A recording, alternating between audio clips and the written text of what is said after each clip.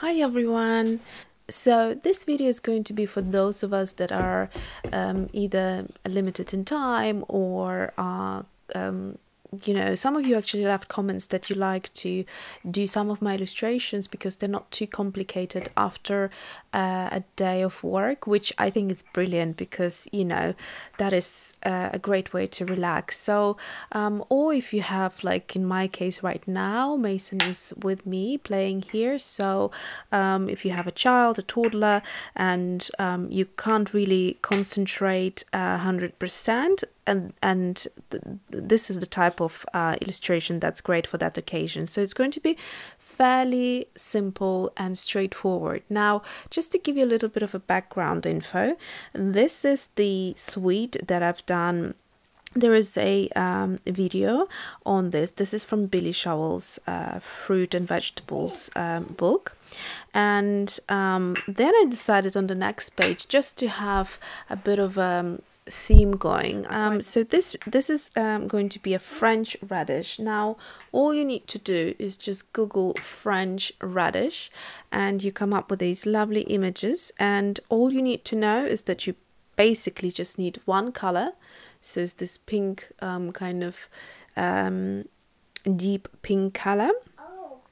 It could be anything that you fancy, and there's going to be another which is the sap green. I don't think I will mix anything else. I might use a little bit of gold, a bit of green gold, but I'm undecided just yet, just because there is around the stalks a little bit more of the lighter color. Either I will dilute the color or I will just mix a little bit in. So I'll see how it goes. But basically, I'm going to limit myself to either 2 or 3 colors. And so I'm going to use my portable painter palette for this because it's a limited number of colors. So it's a great way to use this palette today. And for my brush, I will actually use this one. This is the Jackson's Quill Brush 10-0. So it's great for like a loose kind of type of painting where there is not much detailing going on. In terms of colors, I will use for my pink the Sennelier Helios purple. It's a lovely kind of sort of like a cool toned deep pink purplish color. And for my green there is this Winsor Newton permanent sap green, and next to it is Daniel Smith green gold, which I might or might not use. So basically these 3 colors right here. And I think I will probably speed up the video just a little bit because I don't want the playing noise to be distracting you. If I haven't mentioned yet, I have used the platinum carbon ink fountain pen in Superfine for this illustration. So this is a waterproof ink and it gives you a beautifully fine lines, so I don't need to worry about the ink starting to move once I add any moisture or water to it. So I'm going to start by doing the radish itself because it's a very simple, straightforward one color situation. So I'm just going to do wet on wet and make sure I have glazed this area with water so it's nice and glossy. I'm looking at an angle to see that I have covered everything. I always tell you that you should be careful when it comes to Stillman & Byrne sketchbooks 270 GSM, although it's good for watercolor, but be sure you don't do too many brush strokes because that will make the paper it will break down the paper. So I'm going to be quite generous because I want the paint, the watercolor, to be quite concentrated around the top, and you can see how it's moving down but I need to help it a little bit more because the pink goes down about 2/3. So we'll go, say, about halfway down like so, and then I will leave it. And the next thing I will do is wash out my brush and then just sort of flick it a little bit down and give the radish a little bit of a highlight and texture, because otherwise it would look a little bit flat. So I'm just dabbing my brush here and there to create a little bit of natural kind of looking effect. Here I'm going to mop off this watercolor because there's a bit too much water, and so what's happening is that the watercolor is moving into it and it becomes a little bit of a puddle. So that is it for that. The little root here is completely white, and then the other thing is the leaves, which are going to be predominantly sap green, and either watered out sap green to dilute the color to a lighter tone over here, or perhaps mixing in a little bit of the green gold. But let's see how we get on. So exactly same thing over here, and actually I'm not even going to do section by section just because I want it to be quick and fun. So I drew in some holes in the leaves here, as you can see, and that I always like to have because it makes it look a little bit more, again, organic and natural, and that's how things are in nature. They aren't perfect, so I like that aspect about botanical painting. But of course this is a very quick and easy version of that. So now I'm going to go into the sap green, and I'm going to take it out onto my palette right here, and making sure it's nice and strong, and I'm just going to dab it in here and there, and then let the watercolor move and spread and flow and do its thing. I'm also going to try and put this sap green onto these veins of the leaf, because just to darken it a little bit, and it kind of looks a little bit more natural as well. So that's all I'm going to do, like so. And I'm going to stop at this point and actually now go into the green gold and mix the two together just to have a little bit more of a similarity between them. And then I've got these tiny cute little leaves, which I'm also going to do, and here I'm going to let the two colors flow in, and that's when it becomes a little bit more interesting. Also, while it's wet, I'm going to dab this color, this mix of the two, making sure it's not too yellowy. So I'm mixing them too and dabbing them in to the white areas that I have left, and also some of the green areas, just to pick them up a little bit more. And if you look at your leaf and you think it's a little bit too, it's got a bit too much of the yellow, then I'm going to go back into the sap green and just dab it on like so. It's just fun to do that because once it dries, you'll see it becomes really lovely.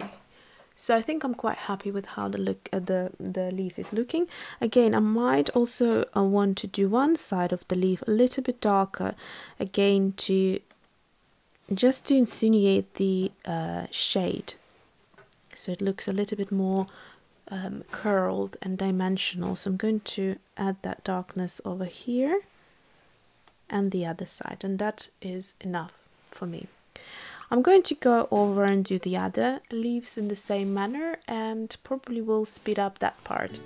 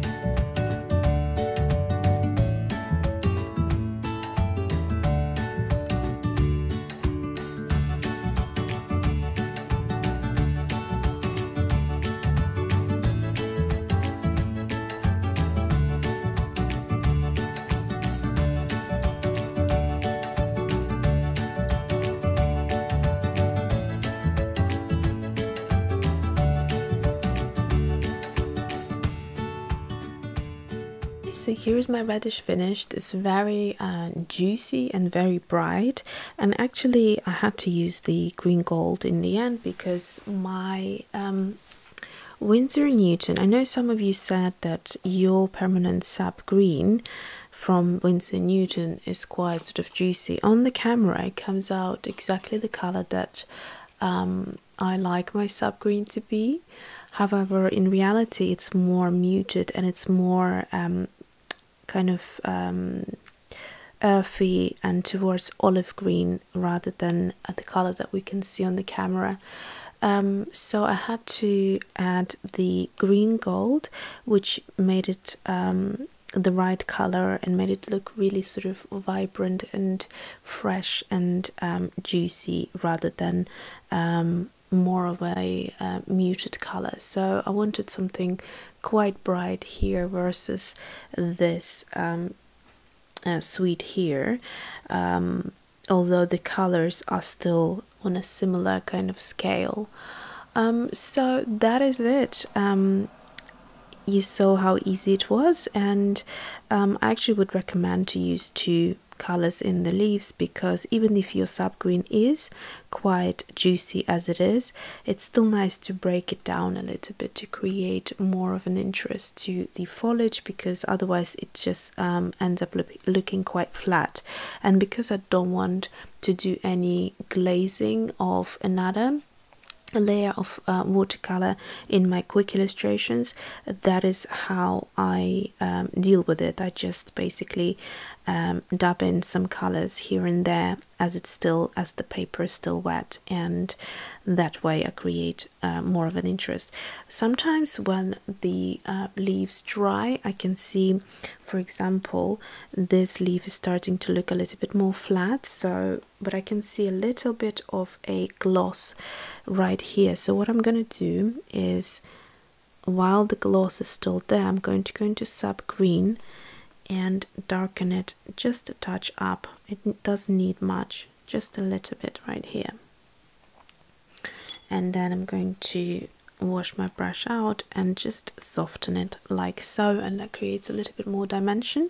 And here I need to correct this area, so I'm going to go in also into sap green, and with a clean brush I'm just going to soften the edges and bring it down a little bit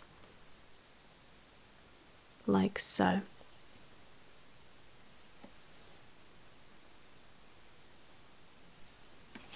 So that is it. In some occasions you do need to do a little bit of glazing, but it's just really corrective purpose to it rather than the watercolor technique for the entire illustration. So that is it. I hope you enjoy this very luscious and fresh looking radish, and let me know if you try it in your sketchbook, and have fun. Thanks for watching. See you soon.